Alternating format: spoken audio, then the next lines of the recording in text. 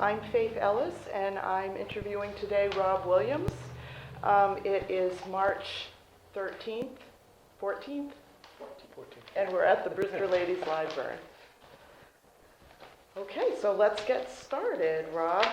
Why don't we start with your family history in Brewster, so the Williams family. Well, my grandfather came, he lived in Lexington, moved to the Cape probably in the mid-30s, I would say. That's a guess. He had my father, Robert F. Williams, and his two girls, Jean Williams and Elizabeth Williams. They lived on Ellis Landing, and my father then married Christine Wilcox from Orleans. My grandfather ran the oil company, the Williams Oil Company, as well as Williams Garage. And Dad bought the garage from him probably when, just about the time I was born in '46.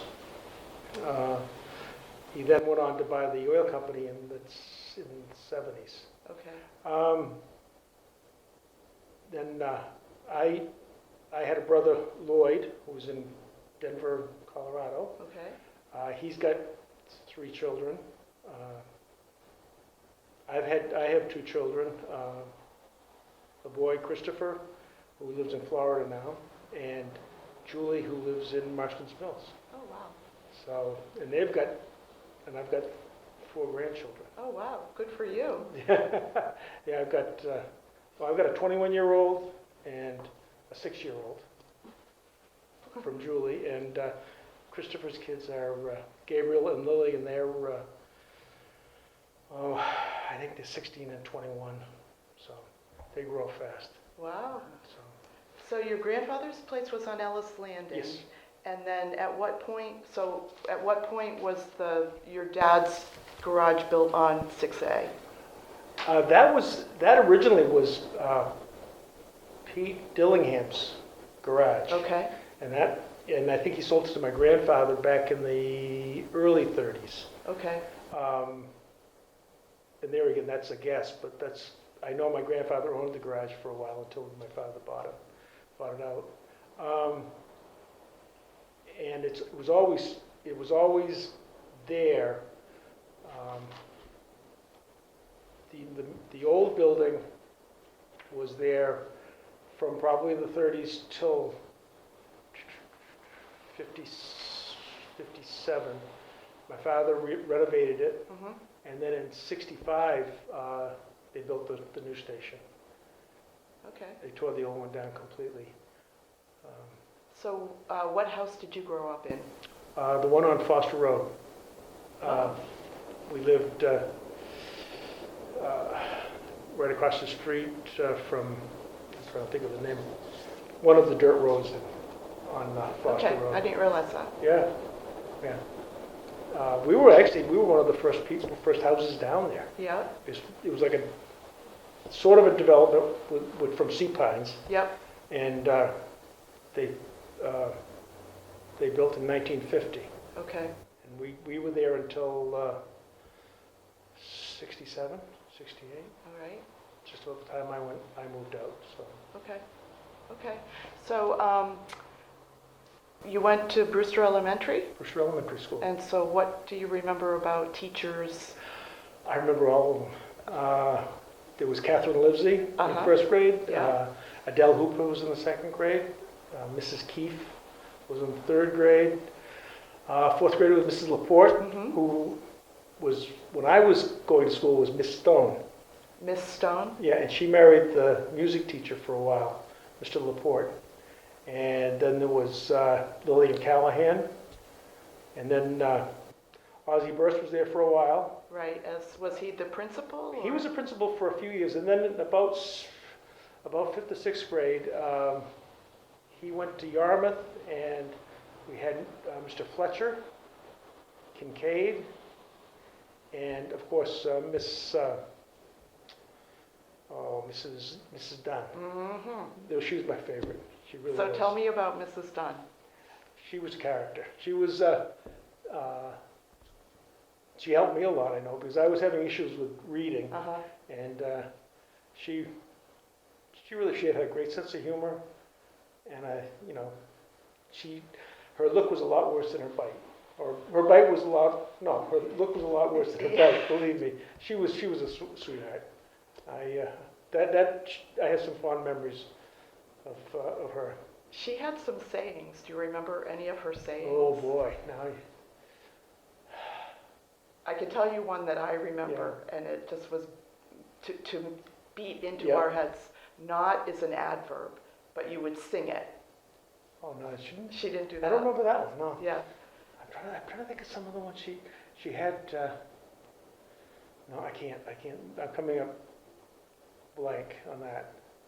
But and in the 8th grade we had 19 kids, Okay. and Chippy was one of them. Yeah. So who are some of your other classmates? Steve Doyle, who I regularly see. I see him every Monday morning for breakfast. Sally Hooper. Let's see, John Gregson, David Hart. Yeah. Who else was there? Bruce. What was his last name? Well, there was Who were your friends that you hung with? mostly Stephen, Chippy, David a little bit. Yeah. And it was just, sadly, I spent more time with my father working at the gas station. Okay. And it wasn't working, it was more just being there with him. Yeah. But that's about, that was about it. John Gregson, we hung with quite a bit. I know I'm missing people. Were there sports?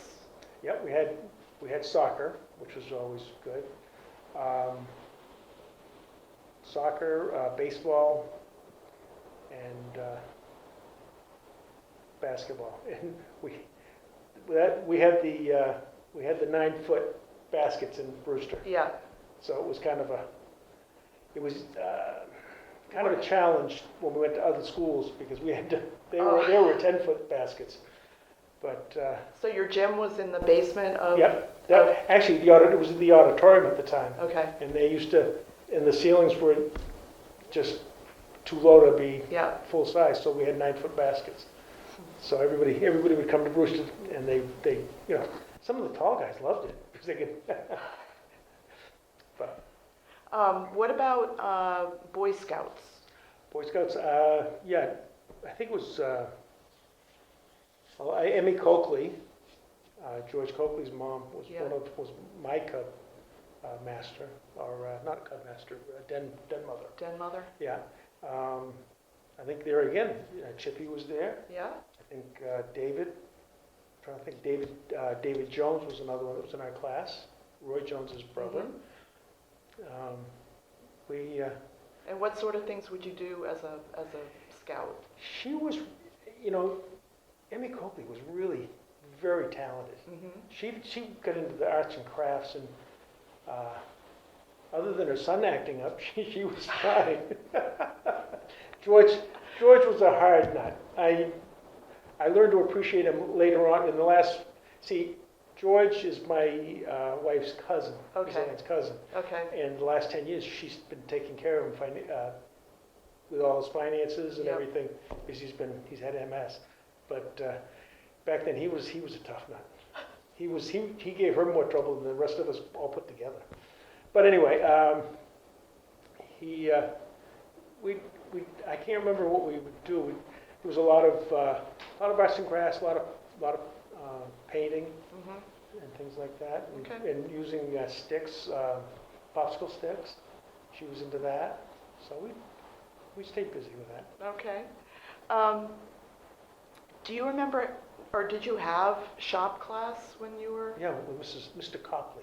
Mr. Copley. Yeah, he was from Chatham, and dear God, he wasn't too happy with me because I hated shop class. I just wasn't into working with my hands at that time, with wood anyway. Yeah. And, but he was really very talented. He was a good teacher. Mhm. And So do you have, they used to make regular projects, right? yep, yeah. As a matter of fact, if I went digging, I'm sure I could come up with a couple of muffin boxes. I'm sure Chippy's got one. Well, I Oh, think Chippy had we one. have a stool, I believe. Yeah, yeah. I had a small stool that I made. A couple of the guys that were really good at woodworking got the coffee tables, the thick wood coffee tables. Oh, with the, like the cobbler bench? Yes, the cobbler bench, yes. Okay. And that was good. But it was a learning. It's funny because I hated it then, and I wish I had it now. I wish I had listened a little bit more. But he was a good teacher. Huh. I liked him. Now, were there dances? Do you remember in elementary school? It's funny. Just on rainy days, they used to have the kids go into the auditorium and they'd play music, and some of the guys and girls would dance, and there was the summer dances. Tell me about those. It was. It seems to me that like you see, the girls were on one side and the boys were on the other, especially the summer dance, because nobody really knew everybody. Right. So, but it was a lot of fun. Saw a lot of people. I met a lot. During the summer, I met a lot of people through my father's garage from Brewster Park. Okay. And a lot of the kids that were there then are living in Brewster now. David Harward and Bill Harward. Yep. And there were, every once in a while you run into somebody, they look very familiar, and we'll start talking, and it's, hey, he's in Brewster Park. Oh, too funny. Too funny. Yeah. It was, this was the best time that we really, the kids nowadays are missing what we had back in the 50s and 60s. Mm-hmm.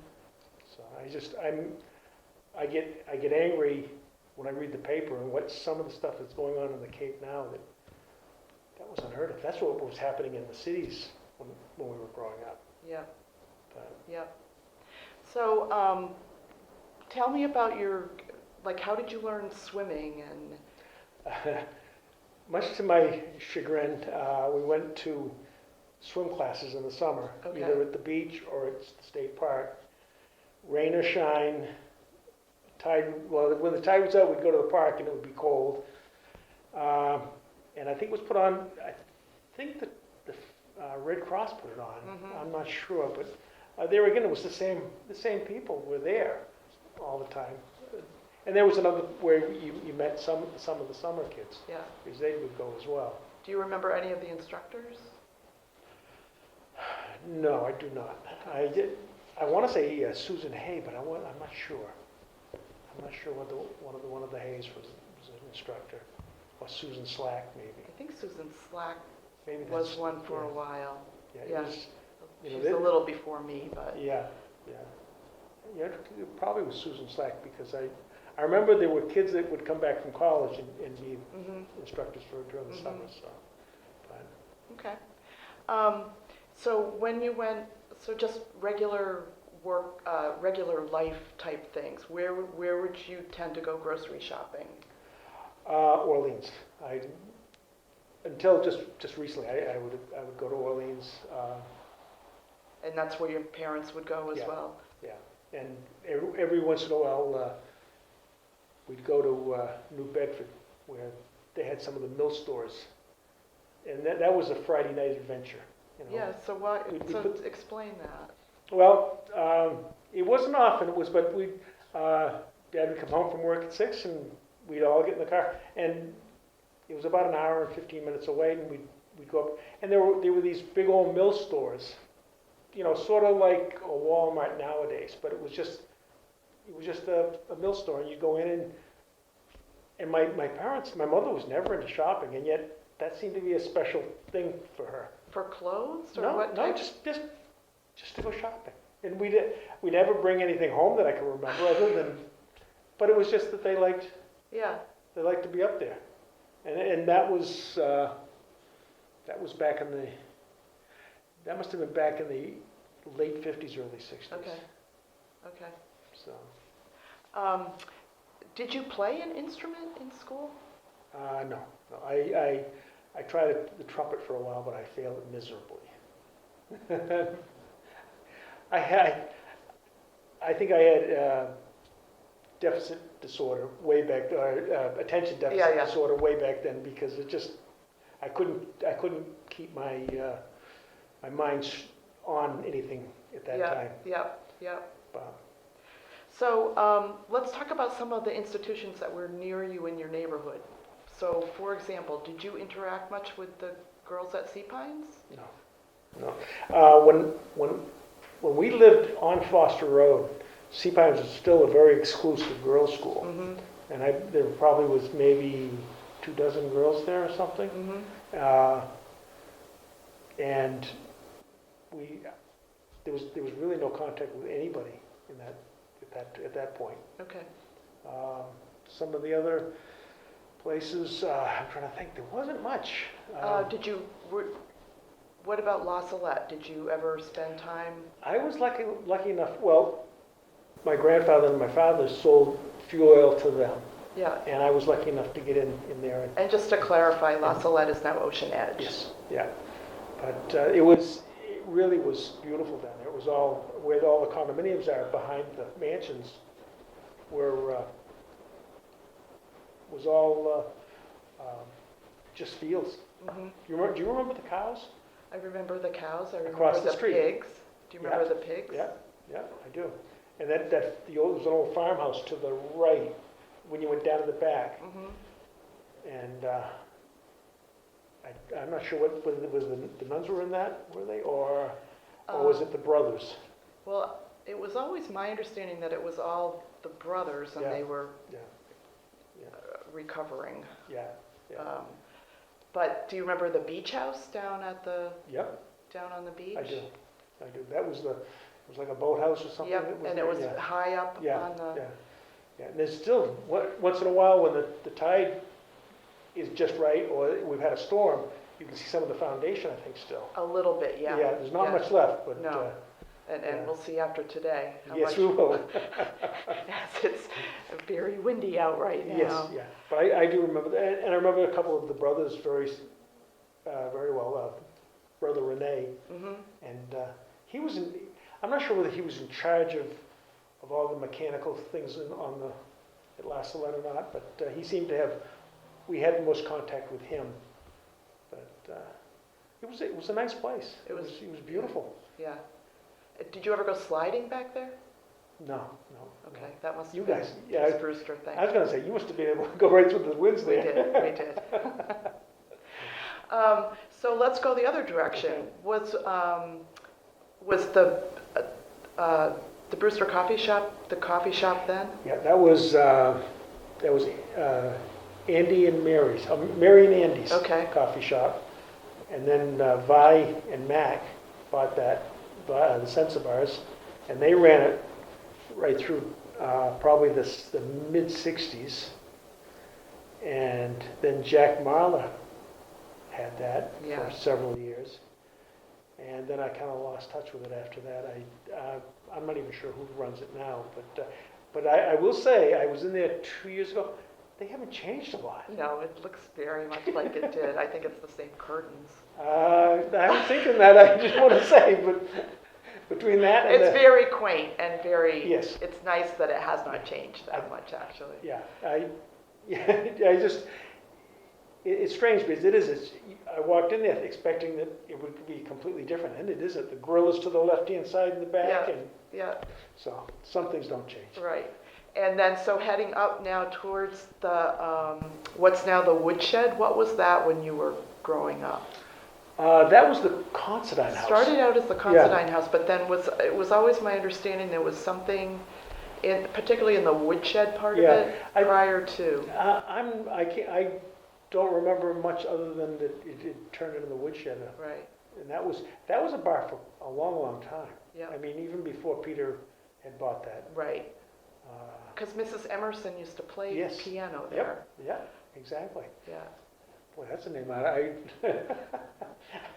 Because I had her in school. oh, you did? Yeah, Okay. she taught sociology at Nauset. No, So, I had never had her in school, but the kids always said that they loved her. yeah, She was very dramatic, Yeah, oh, very yeah. memorable, deep voice.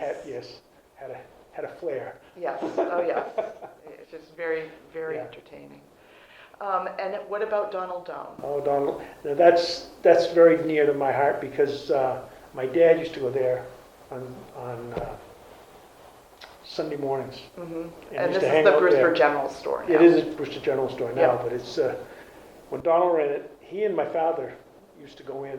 My father would go in and help him with Sunday papers, and I think Dad just liked it because Donald had the inside track on all the gossip in the world, right there. I mean, if you want to know something about Brewster, the people, Donald knew. Yeah, And my father works 6 days a week, so the seventh day, he'd always be at Donald's in the morning from about 6 o'clock on Yeah. till 8.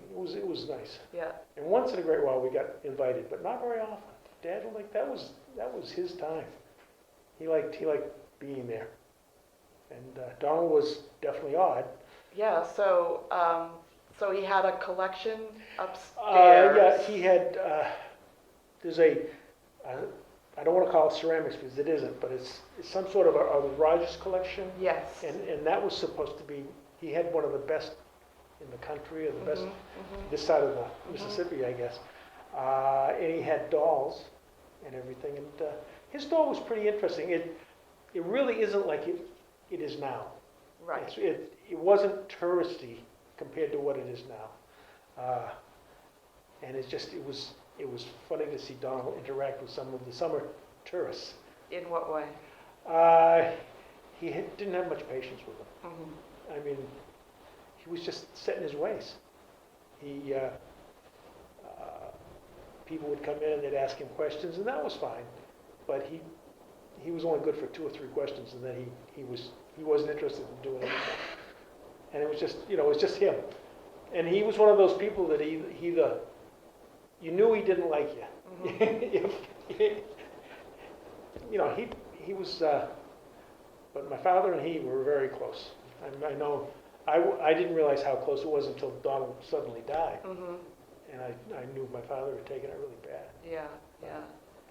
And then the Brewster post office was right Yeah. next door. Yeah, and that was when I was growing up, that was Roland Allen. who Was ran the that. postmaster? Yeah, was the postmaster, Yeah. and he owned the house in back, Mm-hmm. which I think they just sold, as a matter of fact. I think it did as well. Yeah. Sign isn't there. But anyway, no, Roland and his wife, he ran it he was the postmaster for quite a few years. And there was Mrs. Blue. You remember Mrs. Blue? No. She lived across the street in the house that sits up on a little knoll diagonally across the street from where the post office was. Okay. And she worked in there as well. And yeah, it was. I remember stories of children local kids just being very flattered to be allowed to go upstairs because. Yes. Oh, yes. We had Donald's place. Yes. Not everybody get invited. Yeah. They really didn't. And it was kind of a special thing to get up there. Yeah. I think I was only up there once. I don't remember ever going up there. Let's see. What about the herring run and the mill? Herring run. I remember way back. Harry Mutt Mm-hmm. used to come down. He was, I guess, the constable, so to speak. The Self-appointed constable Yeah. of the herring. And he lived where Peggy Favre lives now. Right. But the herring run was fun. The kids used to try to grab fish and everything, and it didn't seem to bother anybody at the time. I know nowadays they frown on that. Yes. But some people would come down and get the herring for gardens and, Mhm. and fertilizer and everything. Do you remember seeing them seining A little bit, yes. But the fish out Yeah. of the big pool there in Yeah. the center? Yeah. And that was only once in a while, though. Just We have Dana Condit has some video of it. Oh, is that right? We put Yeah. into a film for the mill, but, and I remember as a kid, once or twice, seeing them, pulling them out yeah. like that, but, I only saw that once, that they had seined a group out, but, yeah. Huh.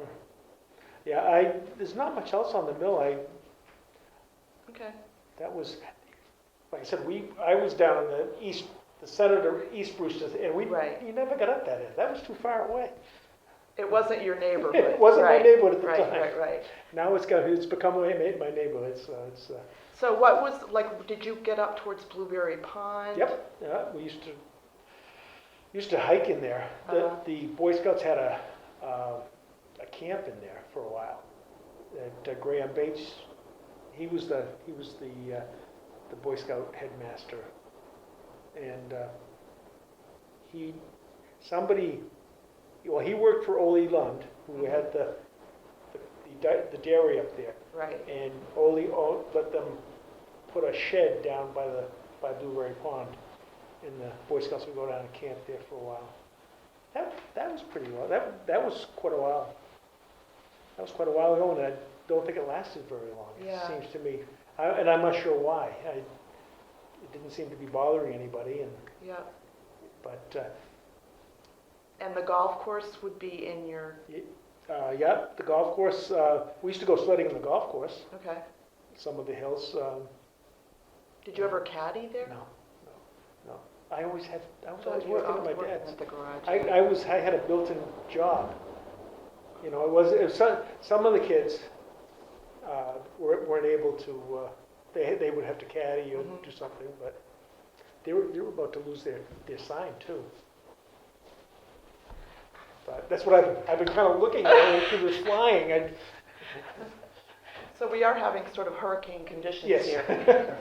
Which Just a is good making Nor'easter. this, yes, just adding to the Yeah. to the fun of the interview here. Yes. So you had the choice, I believe, of going to Nauset or DY, Yes, we did. and Well, the or not. families had the choice to go to North. I had no choice. When my parents were, well, my mother was brought up in New Orleans, Okay. and my father and mother went to Orleans High School. So when the time came, I went to Nauset, which is New Orleans. Yeah. And that was good.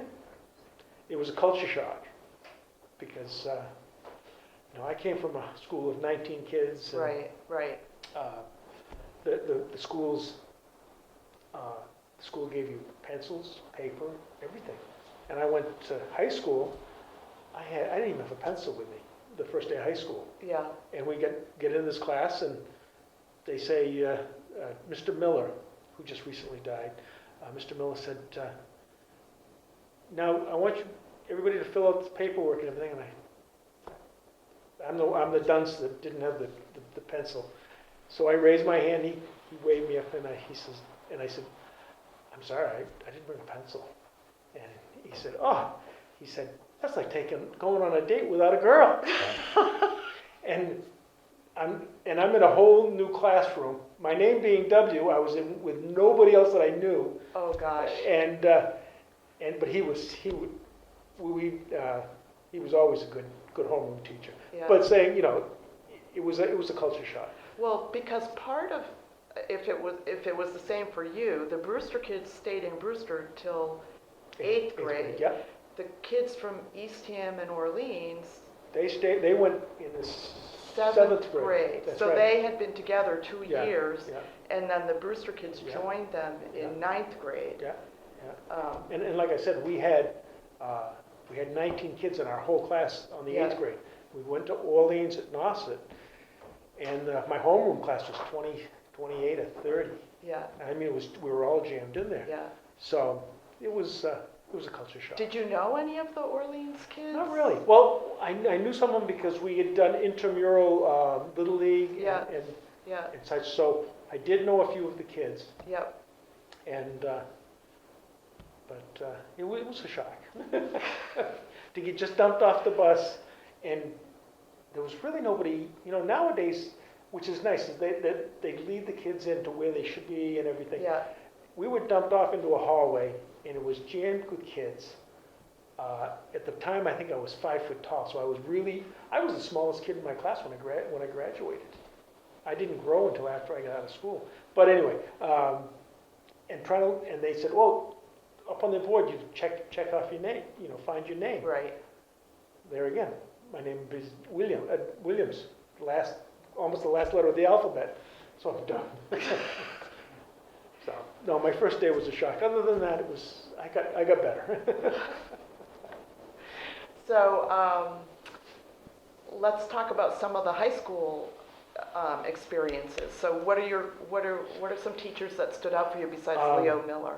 Well, there was my algebra teacher, Boynton, Mr. Boynton. Mr. Boynton. He might have been gone.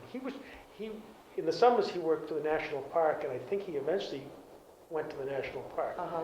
But I loved him, and actually the first year I was there, we had Mr. Tilley from Australia. He was an exchange teacher, and we learned so much. He was a good teacher with algebra and everything, but he taught us so much about Australia. Oh wow. I mean, which is really, Yeah. he was a good person. And I know the kids liked him. But and who else was there? We had Mr. Harold, who was the Reverend of the First Parish Church. What was his first name? Do you remember? Was it Brent? No. Okay. No. This is another. He lived right on the corner of 124 and 6A, right across the street from Donald. He lived in the parsonage of the Okay. church. Right at the intersection, yeah. and he was an English teacher. I had Miss Hooker. uh-huh. Did you have Miss Hooker? For typing? No, for English. No, I didn't have Miss her. Hooker, and she was another Mrs. Dunn. Okay. She was a woman that lived in Wellfleet, or she was in Truro, as a matter of fact. She lived with her sister, Mhm.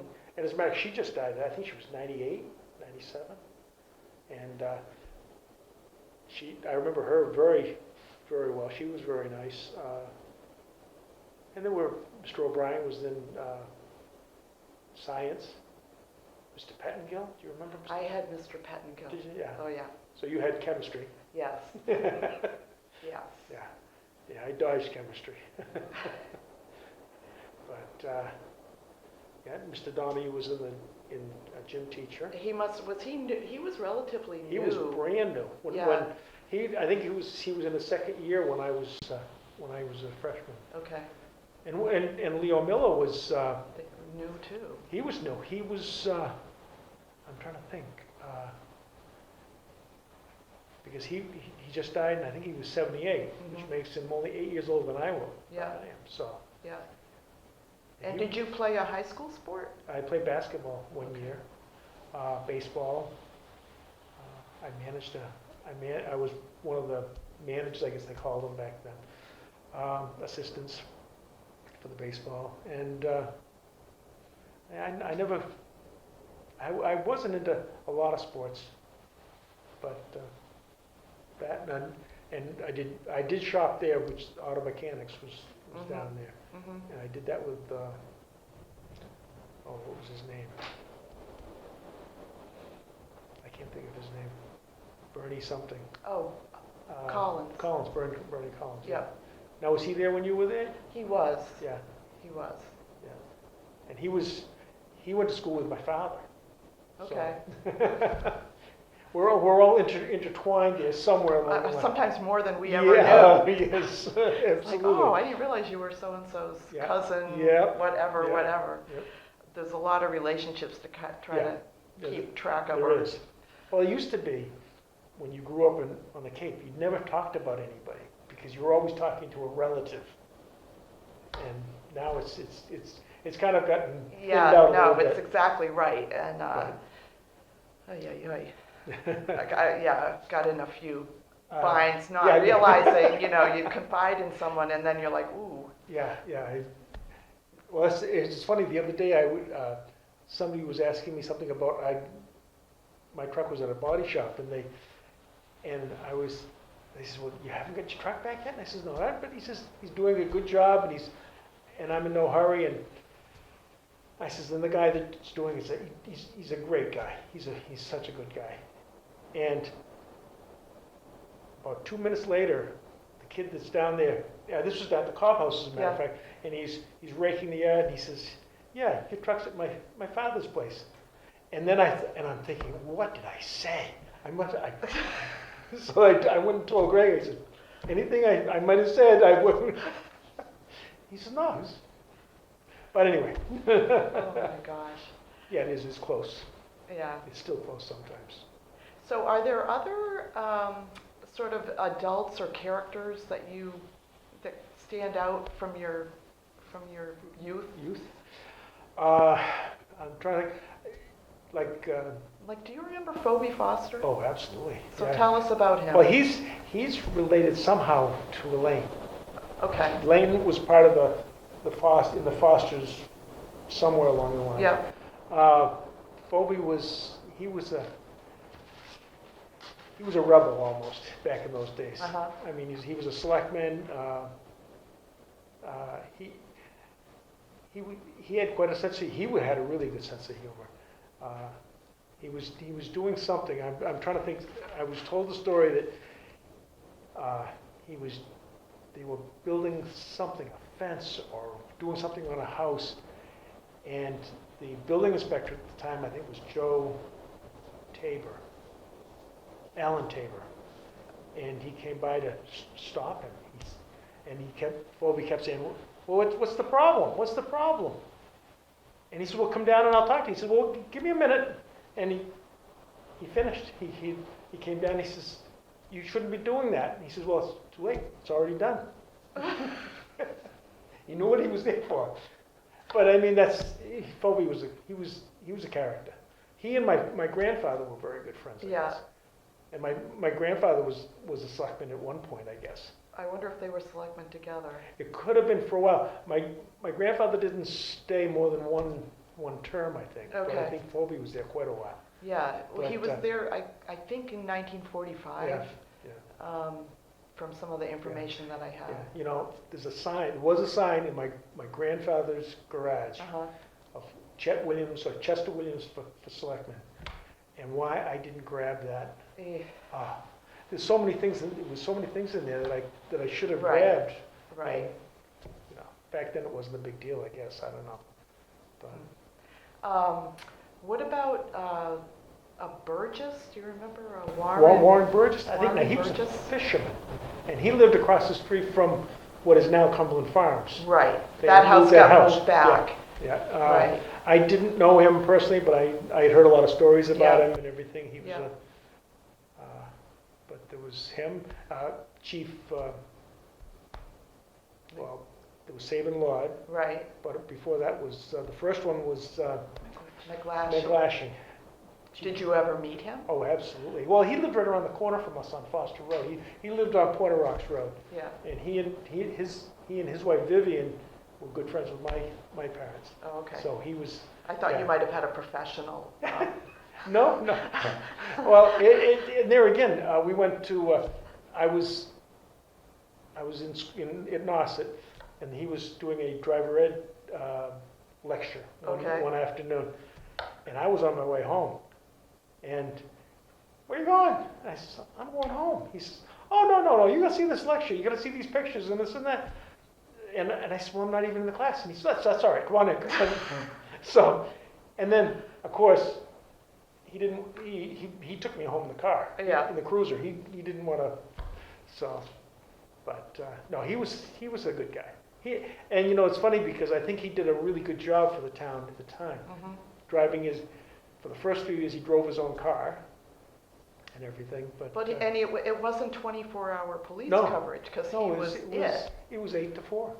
And after that, if there was something big deal, he would go out. But I mean, it had to be pretty important, or it would wait till the morning. that was what's so nice about it. It was just, and there wasn't a lot of crime, which is Right. like now, but it was just, you know, and And where was the police station? it was a closet in the back of the fire department. Okay. I Across from where across from where the old town hall is? yes. Okay. Yeah, and it's just that little three-bay garage with Yep. the conservation commission conservation It's in there now. in there now. But they used to be a back, and they had the dispatcher and the police chief, and had just one little closet area. I mean, it wasn't as big as Yeah. somebody's, you know, like a bathroom. It's like a large bathroom in there almost. But, and they seemed to work out very well. And the fire chief was John Gage? Lloyd Ellis originally, I think. Okay. He lived up on Run Hill Road. Mm-hmm. And actually, the one before that was, what was his name? I'll think of it for you in a minute, but there was Lloyd Ellis and John Gage, and then Hiram, Hiram Silver. And Sylver? Yeah. Okay. It was Gordy Silver's uncle, I think. Okay. And yeah, and that's there again. There was a fire chief, and then all the call people, and they used to just blow the whistle and. And do you everybody remember come the around. different whistles Yeah, for There was different parts of town? yeah. There was two was Eastham, and two was East Brewster, three was West Brewster, and I'm not sure just how it was, but my father was on for a little while, Mm-hmm. but it got, you know, the thing is, back then, most people were self-employed, so they could just drop everything and go, but during the summer, my father was really busy, and a lot of people started to get busy, so that's what, yeah, and then they used to have just those three pieces of apparatus in that little building. And do you remember any fires from when? Yeah, I'm trying to think. There was a house. Well, I'll tell you, way back when my father was on, they had when the Gold Coast, which is now the Crosby Mansion, Mm-hmm. burned. There's a back section of that building there's just a cement pad there now. That was all building, and I can remember looking out my window. I heard my father leave, and I looked out the window, and you couldn't see the flames, but it was bright in the sky. Yeah. So, Wow. and there was that one. There was several, you know, just house fires and everything. Yeah. That sticks in my mind. Yeah. I remember one as a kid that you might remember. It was down Ellis Landing. It was one of the, I think, a cottage that the Porteouses owned. Oh, okay, yeah. I don't remember that one, but Okay. No, well, Sea Pines would have been, yeah, Seawise was a little bit earlier than me. because my dad remembers Yeah. that one. Yep. He was helping the girls out. That's, Was that your that's what father's he story? told his father. Yeah, I'm sorry I wasn't home, Dad, to put the flames out, but I was helping the girls out. Yeah. Perhaps your father was Yeah, helping probably, with yeah, him. I'm sure they were. But yeah, evidently that was one of the part that burned in Sea Pines was bigger than what's standing there now. It's my understanding from the pictures Yeah. I've seen that what's left is probably 1/3 Third, yeah, of yeah, exactly, the of the whole structure. building. Yeah. So, but, yeah, and Faith Bickford had the house. Did you ever go down in there? There's a house. I don't know that. No, I Yeah. don't know that well. If you go into the inn, and there's a driveway on the left-hand side that the house is way down in, Mhm. and that was Faith Bickford's house. And she was the headmaster for the For the school. Yeah. at the time. Yeah. So Did you ever know her? I knew her through because we delivered oil there. Okay. I used to go with my grandfather occasionally, and I used to Yeah. go with Henry Daly, Jimmy Daly, Huh. a lot. So, and that's what's been so nice about working with Paul at the Cobb House is we've reconnected, Mhm. and I see a lot of his dad in him. Yeah. So Yeah. So you had a whole route for the almost like a paper route, but an oil route. yeah, well, yeah, and used to work on a degree day thing, and every number of days, it had to do with the highs and lows of the day and everything, and you compute it, and then each card would have so many degree days. Say your house would have 800 degree days. When that 800 was up, you'd go, and believe it or not, it was pretty good. And this is before computers, Yes. really. Yeah, and when I was going to take the oil company over, which I didn't, thank God, being young, and I wanted to get a computer in there and get it. I didn't want to mess with all these boxes of papers and everything, and it just never worked out. Doing it hand by hand was much more reliable in the long run. So I don't know. So what were any interesting houses on your route that you remember, or people? I remember a lot of the people. And it was funny because certain people at Christmas used to give me beach plum jelly. I used to go to, there was a Mrs. Berg on Main Street, down, let's see, I'm trying to think of where she'd be probably a quarter of a mile past the woodshed on the left-hand side, one of the great big houses with her. She lived by herself, and she was always inviting me in for tea, and my father says, don't go in, she says, because she'll give you something to drink, like booze, so, like a hot toddy. And there was Winthrop Crocker, who his son, Louis Crocker, owned the King's Grant area. Your grandfather's house on Ellis Landing Yes. is still there. Yep. And can you describe where it is? Right across the street from your house, almost. Yes. No, it's about the second, third house on the right, I think. Down, And it's a yeah, little it's house a little cottage. with a big barn. Yeah. With a big barn. And he used to run his oil company out of there. That's why the barn is so big. He used to have all the trucks in there. So, but yeah, it was just a little house. And in retrospect, I wish we'd held on to it. Well, close to the beach. Yeah, Right. It's absolutely close to the beach. It had another lot, which I think Paul Daly put a house up Yes, next right door. next door. So, Yep. but it was a nice spot. Okay. And on the Foster Roadhouse, do you remember the address or the number of it, I can do you? not. How Well, far was back it? then, we didn't have numbers back Yeah. then. Just go down the road a ways and it's on the left-hand side. And, Denison Road near? I'm trying to think of what the dirt Yeah, I'm roads trying to are think. down There there. used to be Grandfather's Lane, which was right across the street. I don't know whether is it still Grandfather's Lane? There is a Grandfather's Lane there. Well, I'll tell you what. Grandfather's Lane goes in right across the street from Cathedral Road, and it goes around. There's a road that intersects that, Okay. and we're right across from that. We're right across from that road. Okay.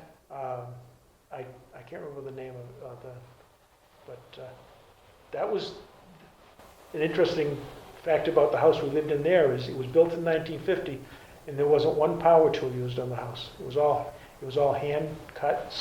Your dad built it? No, one of the Eldridges that lived on Thad Ellis Road, Raymond Eldridge. Huh. He and a couple of, that's the way they built houses back then. Wow. It was a beautiful house, rock solid. That's still standing there. Yeah, wow. So And your reference to Chippy, I can fill in the blank there, is Theodore Ellis Jr. Theodore Brooks. Theodore Right? Brooks Ellis Jr. And we called him Chip. Chip. But no one else did. Once he sort of got Was there? into adult, just his Yeah. childhood friends and his family Because called him Chip. I always, when I never run into him, sadly, we kind of, you get out of high school and Yep. some of the guys went in the service, Chippy went in the service, and Yep. you just grow away. And, Yep. and I started reconnected with him just a little bit when he lived next door to Steve Doyle. Right. I went to help Steve move in and everything, it's Chip, out cutting his grass. So you just sort of touched on that. The whole high school or after high school, there was decisions being made, and Vietnam War was going on, and it was an interesting time, I'm sure, for you. It was. I went to work with my dad. I got drafted in '65, but I had a crooked disc in my back. It was giving me a lot of pain, and I got out of going. And that is one of my biggest regrets. Really? I should have sucked it up and went, just for the experience. I think everybody should get out of here for a while. You know, it's just to get off Cape and see the just world see a the little world bit. a little bit. Yeah. Yeah. I mean, and I know some of those fellows didn't see a lot of pleasant things over there, but it should have been the thing everybody did. Yeah. Irregardless. Well, it was an interesting time. It was. Because of course the college students were protesting, and frequently in the same family you had people on both sides of the issue. Yeah. But you know, I don't know. It was a different time. And I know Brewster had a lot of fellows go. Yeah. I mean, there was David, Chip. David Hart. Yeah. Dana Condit. Yeah. Yeah, my brother was in the Navy. Yeah, John Livesey, Rink Clark. There was, I want to say there was 8 or 9 went all at the same time. Right, and some were drafted and some enlisted. Yeah. Yeah, it's funny you mentioned Dana Condit. The other day, a few months ago now, we had Steve Doyle wanted to get a picture of Rolly Bassett, myself, and Stephen. You know, we're all from Brewster, all grew up in Brewster. Well, somewhere along the line, he ran into Dana, had Dana come, Alan Rayone, and the 5 of us took a picture out front of the old, the Council on Aging now. Yeah. And I remember telling my wife, I said, I'll be back in 10 minutes. I said, I'm just going down for this picture, and I kind of poo-pooed it and everything, and I apologized to Stephen afterwards. I said, you know, we should do this more often. Because we sat there probably for an hour and a half outside, and it wasn't that warm. Yep. Just talking about what it was. We were growing up in Brewster. Yeah. And it was an eye-opener. I mean, we've all got the same, we had the same interests somewhat, and yeah, as a matter of fact, Alan Rayone was in the service as well. I had forgotten he was in there. So. And well, I can't remember if Billy Dugan. No, No, I don't think Billy went. No, I'm trying to think. It was Billy. That's a whole other story, the Dugans.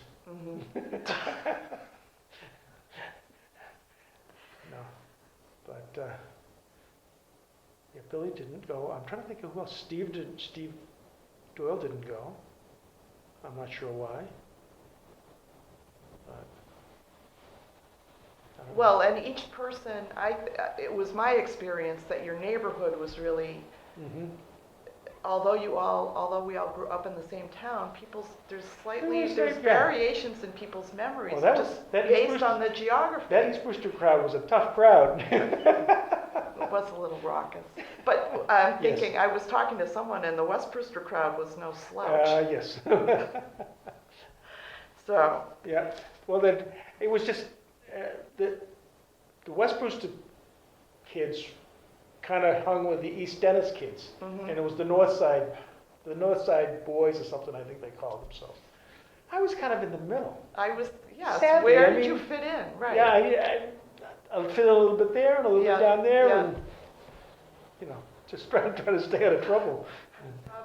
Let's talk about other town officials that you might remember, like Okay. other selectmen, like of the selectmen. Like Don Smith or Larry Doyle? I remember Don Smith, Larry Doyle, Mrs.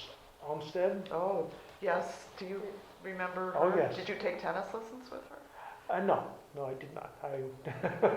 So But- let's talk about, so you, tell us about her. She was an interesting character, to Mhm. tell you the truth. I This think is she. Jean Olmsted, who was select woman. Yes. She was our first select woman, I Yeah, believe. yeah. Okay. And she, she loved Brewster more than anything else, I think. Mhm. And it showed. Her biggest claim was that she had walked the perimeter of Brewster, all the bounds of Brewster. I guess I think they do that annually. do they? Yeah. Or they're supposed to. I'm Yeah. not sure if they do, but I bet Jean I- Olmsted did it. I would be interested in that because you don't realize where the town ends or begins.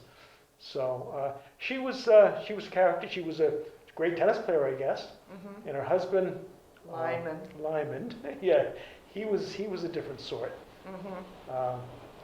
He did take her lead, though. I mean, whatever she said went. Yeah. He used to go away in the wintertime to Florida to teach down there. Mhm. He was a exceptional tennis player. How about Larry Doyle? Larry Doyle. Larry was really good. I'm trying to think of. He was really more business oriented than anything. I remember him. And what was his business was paper Paper delivery. delivery. He delivered the Boston Globe and the Boston Herald for a while, Mhm. and then Stephen took it over. Mhm. But he was good. He was in the time that we were trying to get a new elementary school in, and that was in the 70s, I think. You must have been here, Beth, right? Something like that, yeah, 70s. And I remember going to. They had tried, like everything, try to get it put through. Mhm. And I think it had been 3 years, and it was a town meeting, and it was voted, and there was discussion back and forth whether we should have the new elementary school or not. And I remember him standing up, and somebody motioned to table it for another year, and he just said, "Look, I don't care whether you get it or you don't get it, but let's vote yes or no." And he just wanted to finish it, and everybody I think agreed with him really because it was just a small. So then it did go through, luckily. So now we've got the Stony Brook School, which is good. Mhm. But he was good. There was a Mr. Sawtell. Bob Sawtell. Yeah, he was in the 80s maybe. Yes, I think so. I don't know much about him. I think he was more of a politician than anything else. Mhm. But what are your memories of Don Smith? Don Smith, just kind of a nuts and bolts kind of guy, just a good businessman. And he was a real estate Yeah. developer. Yes, he was. And there are stories around about how he would acquire some of his land. Mhm. I couldn't tell you one way or the other. Mhm. He did have a lot of land, and he did sell a lot of land. So, and he built a lot of houses. So And developed a lot in South Brewster. South Brewster, which some of it, the development is still, it started to just grow back in. Mhm. The one that's just before the town line on 137. Mhm. They built, I bet there was a couple of miles of roads in there, and I don't think they built anything in there. Now, this is probably was at close to the end of his life, so I'm Mhm. not sure if that's what Yeah. happened or what. And then was he do you remember when town water went in? Yeah. They, and that was back in the early 70s, and It was always my understanding that he was the driving force yeah, I think behind that. yeah, I'm not sure whether he was or not. I can't remember. Yeah. But that was an interesting time. Brewster had a lot of growing pains because they were they were working on a new school. Yeah. And the water was coming in, fire station was needing to be Right. built up. There was several things. I mean, the police department really needed something because they had just hired a new police chief, Jim Earhart. Mhm. And I know Jimmy personally because he was a year ahead of me in high school. So he was very young Yeah, as a yeah. police chief. Yeah, he was. And then, do you remember Percy Newcomb? Oh, absolutely. He was, as a matter of his ghost is still in the Council on Aging. Oh, really? So tell that story. I I swear it remember is. pictures of him. Yeah. So this is Percy Newcomb we're talking about. Percy Newcomb, and I remember going in there, like for my building permit, and that's when you could take a piece of paper with your drawing on it, show it to Alan Tabor, Yeah, and he'd say, "Oh, that looks good. Does it meet the lot lines?" Yep. Okay, that was it. That Yeah. was 20 minutes later. You had a building permit. yeah. The good old days. But Percy Newcomb, he was the treasurer, and I remember him sitting in that little, and he had a little closet Mhm. for an office. Mhm. I remember him sitting there, about 5 foot tall and about 5 foot around, but just a very, very pleasant man. Very, very And now he haunts the He council yeah, on I Aging. swear he does.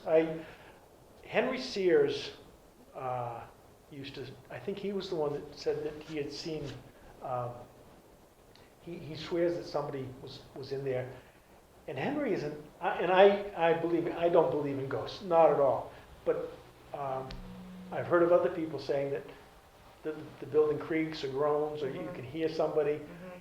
And I still didn't believe it until just recently. I go there at 6 o'clock in the morning for two reasons. I love that building, Mhm. and I set up for the day. Mhm.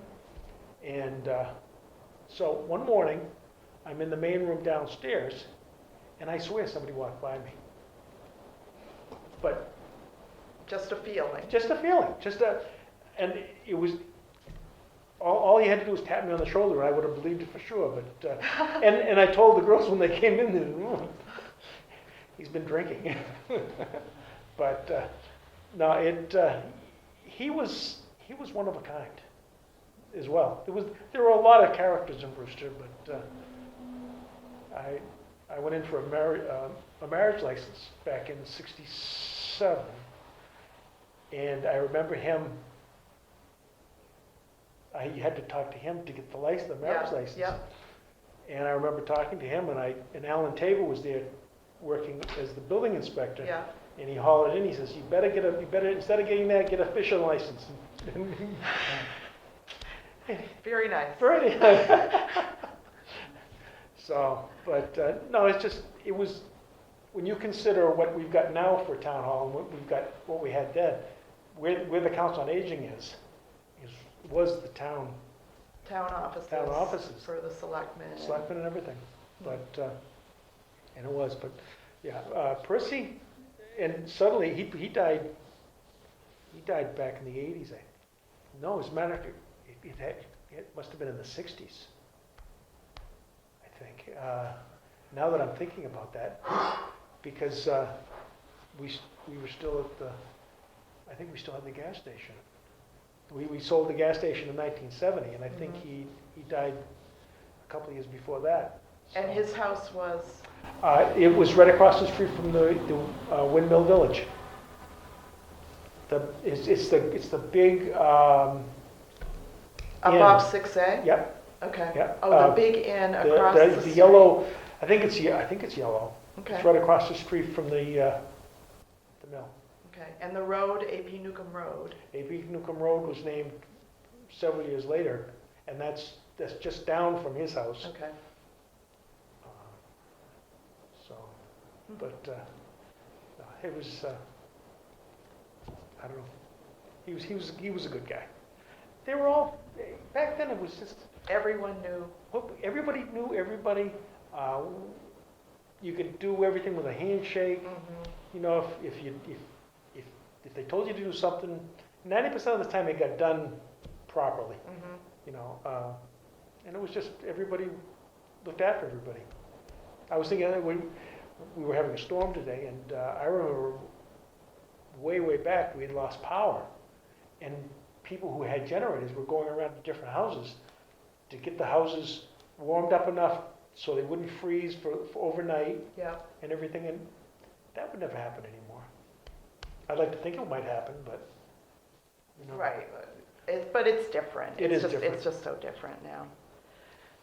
Like a family.